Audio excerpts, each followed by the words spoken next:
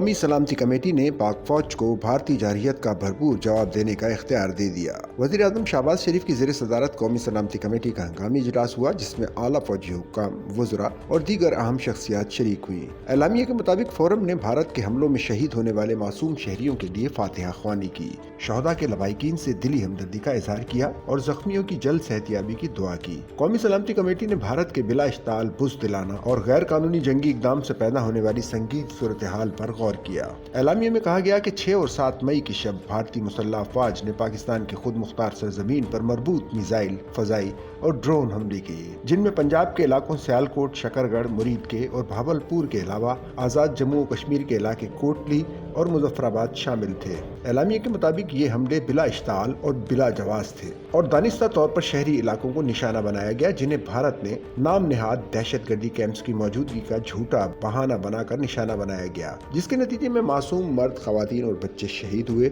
اور شہری انفراسٹرکچر کو نقصان پہنچا، جن میں مساجد بھی شامل تھی۔ اعلامیے میں کہا گیا کہ بھارت کے اس جارحانہ اقدام سے برادر خلیجی ممالک کی کمرشل پروازیں بھی شدید خطرے سے دوچار ہوئیں، جس سے ہزاروں مسافروں کی جانیں خطرے میں پڑ گئیں۔ علاوہ ازیں نیلم جہلم ہائیڈرو پاور پروجیکٹ کو بھی جان بوجھ کر نشانہ بنایا گیا، جو بین الاقوامی کنونشنز کی کھلی خلاف ورزی ہے۔ NCC نے ان غیر قانونی اقدامات کی شدید مذمت کی، جنہیں پاکستان کی خود مختاری اور علاقائی سالمیت کی کھلی خلاف ورزی قرار دیا گیا اور جو بین الاقوامی قانون کے تحت واضح طور پر جنگی اقدامات کے زمرے میں آتے ہیں۔ اعلامیے کے مطابق اقوام متحدہ کے چارٹر کے آرٹیکل 51 کے تحت پاکستان کو اپنے دفاع میں جواب دینے کا حق حاصل ہے اور پاکستان کسی بھی وقت، جگہ اور طریقے سے اپنے معصوم شہریوں کی شہادت اور خود مختاری کی کھلی خلاف ورزی کا بدلہ لینے کا حق محفوظ رکھتا ہے اور پاکستان کی مسلح افواج کو اس ضمن میں مناسب کارروائی کے مکمل اختیارات دے دیے گئے ہیں۔ اعلامیے میں کہا گیا کہ NCC بین الاقوامی برادری سے مطالبہ کرتی ہے کہ وہ بھارت کی بلا اشتعال اور غیر قانونی کارروائیوں کی سنگینی کو تسلیم کرے اور بین الاقوامی قوانین اور ضابطے کی کھلی خلاف ورزیوں پر بھارت کو جواب دہ ٹھہرائے۔ قومی سلامتی کمیٹی کے اعلامیے میں کہا گیا کہ پاکستان وقار